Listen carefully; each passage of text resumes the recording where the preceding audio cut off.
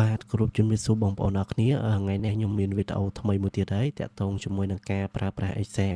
បាទអញ្ចឹងនៅក្នុងវីដេអូរបស់ខ្ញុំថ្ងៃនេះខ្ញុំសូមធ្វើការលើកយកនៅប្រធានបទខ្លីមួយពាក់ព័ន្ធជាមួយនឹង conditional formatting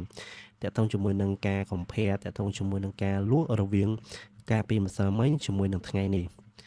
បាទអញ្ចឹងនៅក្នុងឧទាហរណ៍របស់ខ្ញុំចង់ធ្វើការលើកយកឧទាហរណ៍តាក់ទងជាមួយនឹងហាងលក់ផ្លែឈើមួយដែលគាត់បានលក់ផ្លែឈើនៅថ្ងៃម្សិលមិញប៉ុន្តែគាត់ចង់ប្រៀបធៀបជាមួយនឹង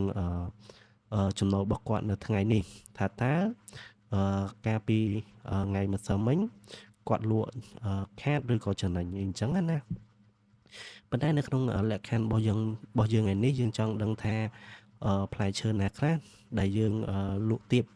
ជាងថ្ងៃម្សិលមិញបាទអញ្ចឹងថាតើគេប្រើរូបមន្តអីដើម្បីធ្វើការប្រើជាមួយនឹង conditional formatting បាទអញ្ចឹងតោះទៅមើលពីរបៀបធ្វើទាំងអស់គ្នា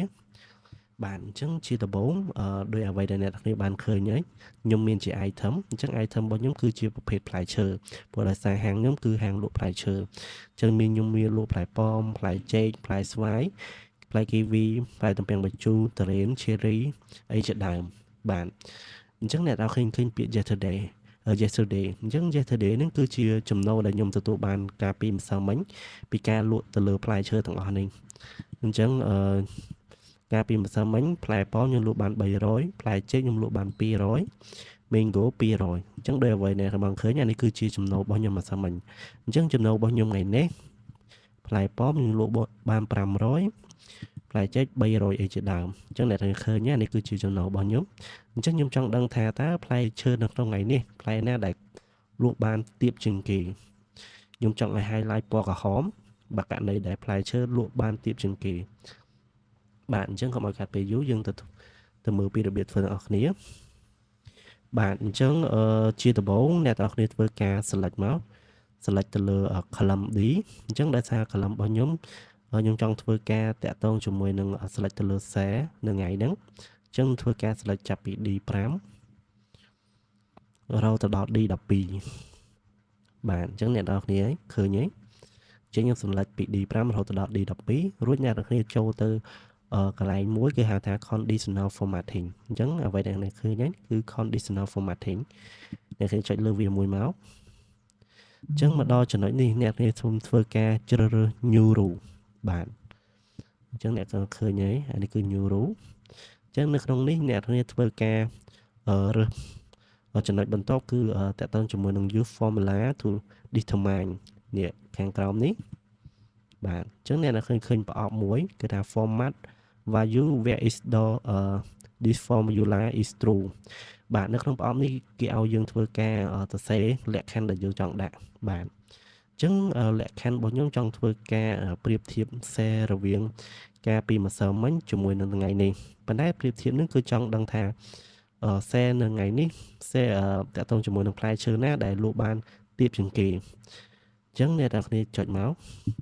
អញ្ចឹងយើងយកធ្វើការយក D5 បើ D5 តូចជាងមានថាបើ D5 តូចជាងថ្ងៃម្សិលមិញគឺឲ្យវាចេញពណ៌ក្រហមបាទអញ្ចឹងកន្លែងនេះយើងអត់មានន័យថាយើងអត់លុកតាក់ទងជាមួយនឹង row ទេយើងវាយសញ្ញាតូចយ៉ាសុំទោស D5 វាយសញ្ញាតូចជាងអញ្ចឹងយើងធៀបមួយណាគេយើងធៀបជាមួយនឹង share កាលពីម្សិលមិញអញ្ចឹង share ពីម្សិលមិញគឺ share C5 អញ្ចឹងក៏យើងអត់លុក row ដូចគ្នាបាទអញ្ចឹងយើងបានរូបមន្តមួយហើយមានន័យថាបើសិនបើ share នៅថ្ងៃម្សិលមិញទៀបជាង share សុំទោសបើ share នៅថ្ងៃនេះទៀបជាងថ្ងៃជាងម្សិលមិញមានន័យថាការលក់របស់យើងគឺធ្លាក់ចុះអញ្ចឹងការធ្លាក់ចុះនេះខ្ញុំចង់ឲ្យ highlight ចេញពណ៌ក្រហមអញ្ចឹងអ្នកនឹងចុច format មកអញ្ចឹងកន្លែងចុច format អ្នកនឹងចូលមើលកន្លែង fill color អញ្ចឹងខ្ញុំសូមធ្វើការជ្រើសពណ៌ក្រហមរួចចុច OK អញ្ចឹងមកដល់ចំណុចនេះមានន័យថាអ្នកទាំងនេះបាន apply តាក់ទងជាមួយនឹង fill color ហើយអញ្ចឹងរួចចុច OK មកបាទអញ្ចឹងអ្នកទាំងគ្នានឹងឃើញហើយមានន័យថាផ្លែស្វាយគឺលក់បានទាបជាងថ្ងៃម្សិលមិញ ដោយសារតែថ្ងៃនេះលក់បានតែ150ដោយម្សិលមិញលក់បាន200អញ្ចឹងផ្លែទំពាំងបាយជូរកាលពីម្សិលមិញលក់បាន300តែថ្ងៃនេះលក់បានតែ200ទេអញ្ចឹងផ្លែឈេរីក៏ដូចគ្នាកាលពីម្សិលមិញលក់បាន300ប៉ុន្តែថ្ងៃនេះលក់បានតែ200ទេបាទអញ្ចឹងអ្នកនាងបានឃើញហើយអានេះតកតងពីការដាក់ conditional formatting នៅក្នុង Excel អញ្ចឹងវីដេអូរបស់ខ្ញុំមានតែប៉ុណ្្នឹងទេហើយក៏សូមអរគុណអ្នកនរគ្នាដែលបានធ្វើការចំណាយពេលតាមដានវីដេអូរបស់ខ្ញុំតាំងពីដើមរហូតដល់ចប់បាទសូមអរគុណ